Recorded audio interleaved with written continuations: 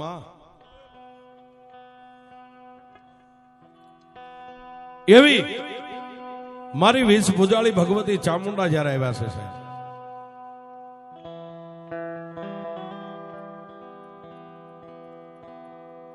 પણ ચામુંડ કેવી બાપ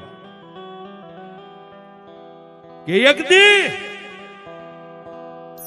સાહેબ આપના નજીકનું કોટડા અને કોટડાની માલિપા હમીર આહિરની દીકરી મીણલ અને કાળિયા ભીલના જેદી લગ્ન લેવાના છે.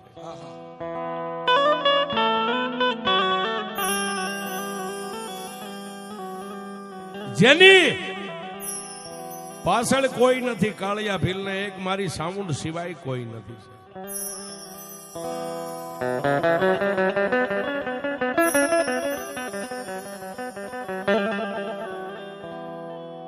પણ જેદી અમીર આહિરના આંગણે કાળિયા ભીલને પૈણવા જવા માટે સાહેબ એક છેલ્લી રાત આડી હતી. સવારે જેની જાડેરી જાન મારી વીસ ભુજાળી ચામુંડા જોડવાના હતા.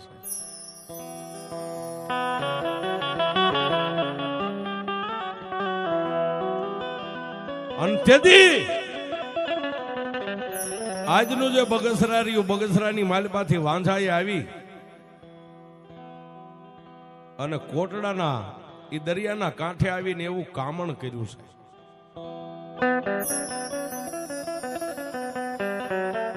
કાળિયો ભીલ નિંદ્રાને આધીન હૂતો છે ને હૂતેલો એમનામ ઢોલિયો ઉડાડ્યો આકાશમાં.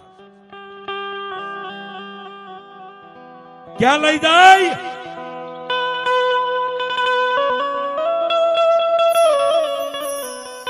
કાળિયા ભીલનો ઢોલિયો એમનામ નિંદ્રાને આધીન જેના અંગની માથે પીઠી ભર્યો છે, આયશા ભર્યો છે સાહેબ, એ કોટડાના શમશાનની માલિપા લઈ જઈને એક પછી એક વાંજા લાકડાની સે ખડકે છે.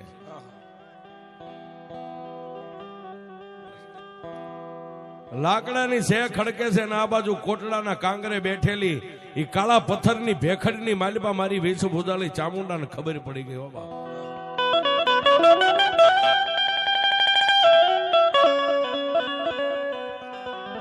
લાઈવ લાઈવ મારા કાળિયાને ખબર નથી, એ તો નિંદ્રાને આધીન બની ગયો છે. અને એક બાજુ મીણલને ખબર નથી કે ઘટના શું બની છે. પણ મારી મન તનની જાણનારી મારી ભગવતી વીસ ભુજાળી ચામુંડા તેથી 80 વર્ષના ડોશી બની અને કોટડાના શમશાનની માલિપા મારી ચામુંડા ગયા.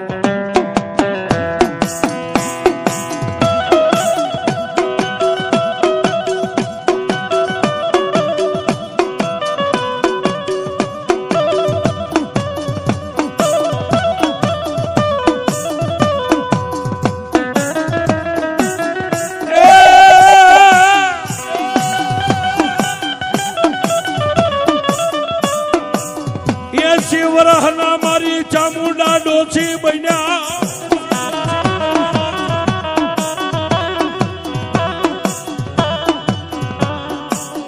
મારી જોગમાયા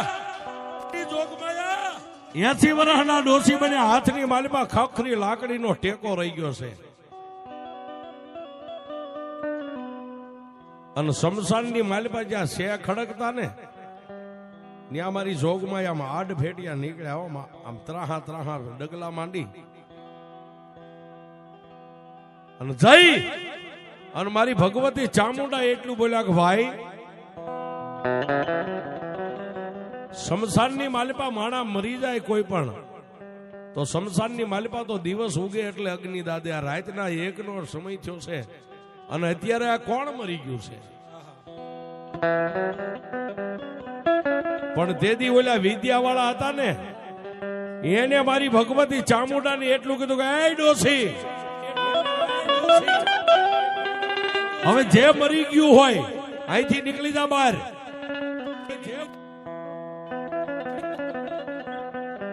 નકર હમણાં તારાય 100 વરા અહીંયા પૂરા થઈ જાય છે. અને તેદી ખાડ દાંત કાઢીને 80 વર્ષના ડોશીના રૂપે મારી ભગવતી ચામુંડા એટલું બોલ્યા કે વીરા,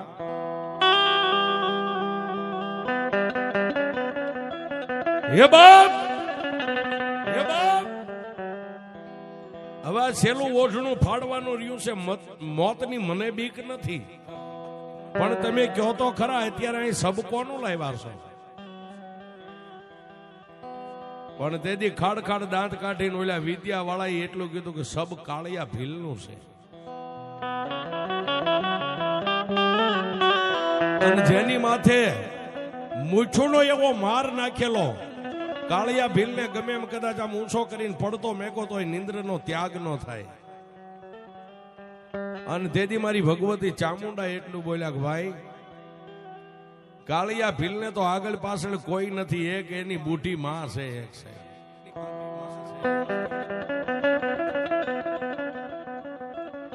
પણ ઓલા જે લાકડા ખડકતા એને કીધું કે એ ડોસી અમારે તારી હારે કોઈ ડાપણની વાત નથી કરવી, વૈજા વૈજા અમને અમારું કામ કરવા દે.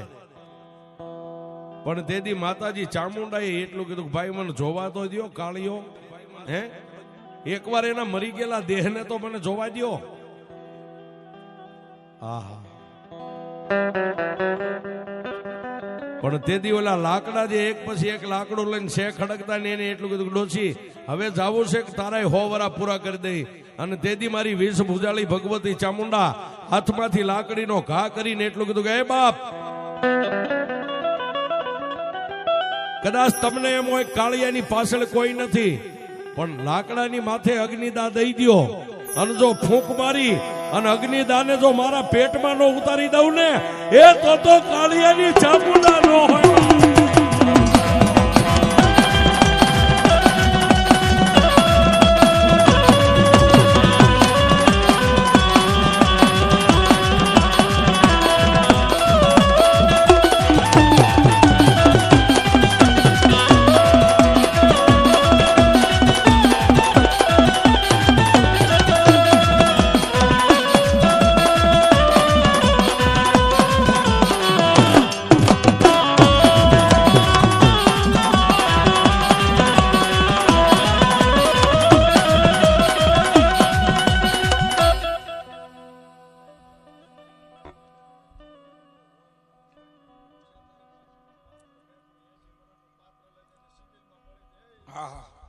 જેમાં જેમાં તેથી મારી ભગવતી ચામુંડાએ ઓલાવે અગ્નિદા દીધો. અને મારી ભગવતી જેમ માણા ચા પીવા માટે એમ હબડકો ભરે ને એમ સુસવાટા બોલાવ્યા ને એ તેદી કોટડાના શમશાનની માલપા લાકડા હોતી છે ને મારી ચામુંડાએ પોતાના ઉદરમાં ઉતારી દીધી.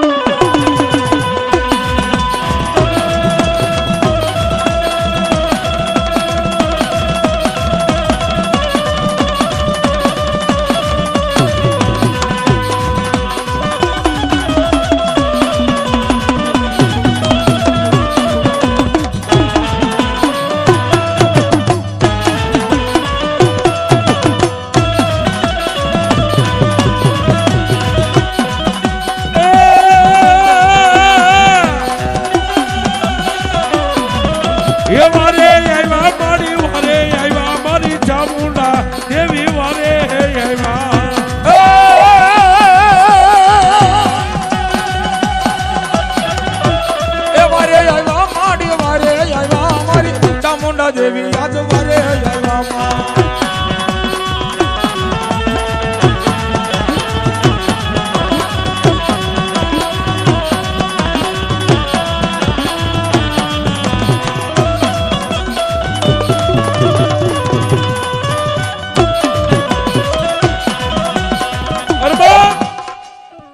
જલ્દી કોટડાના શમશાનની માલપા લાકડા હોતી છે ને મારી ચામુંડાએ પોતાના ઉદર કહેતા કોઠામાં લઈ લીધી.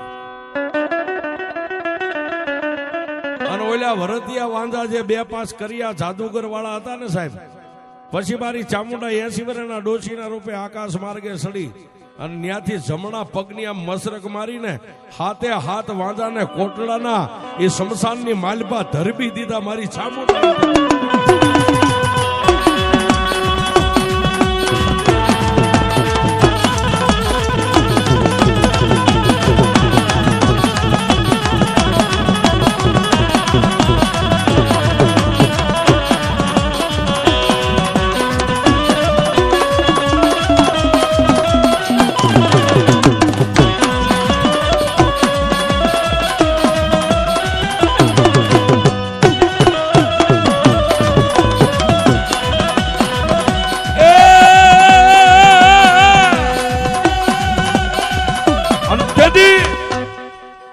ભગવતી ચામુંડા એ વ્રતિયા વાંઝાને મારી અને એમના કાળિયા ભીલને ઢોલિયાની માથે લઈને જમણા હાથની માલિપા લઈ અને મારી ભગવતી આકાશ માર્ગે ઉડી પણ ક્યાં જાય? કાળા પથ્થરની ભેખડને જ્યાં કાળિયો પથારી કરીને કાયમ માતાજી ચામુંડની સત્ર સાયાની નીચે હૂતો હતો, ન્યા દઈને માતાજી પાછો ઢોલિયો એમનામ રાખી દીધો છે. મામા મામા જો જો માં. અને પછી સાહેબ દિવસ હોય ગયો હો, દિવસ હોય ગયો ને મારી 9 લાખ લોબડિયાળી ભલહાર ભેળિયા વાળી 52 વીરને 64 જોગણીયું ને તેથી કાળિયા ભીલની જાનની માલિપા લઈને મારી વેશભૂષાળી ચામુંડા તૈયાર થઈ છે.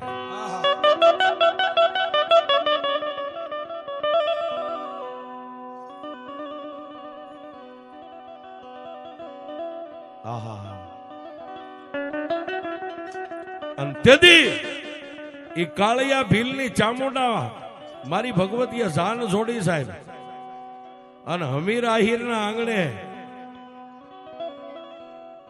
જાડેરી જાન લઈને માં ભગવતી ચામુંડા આયલા સાહેબ.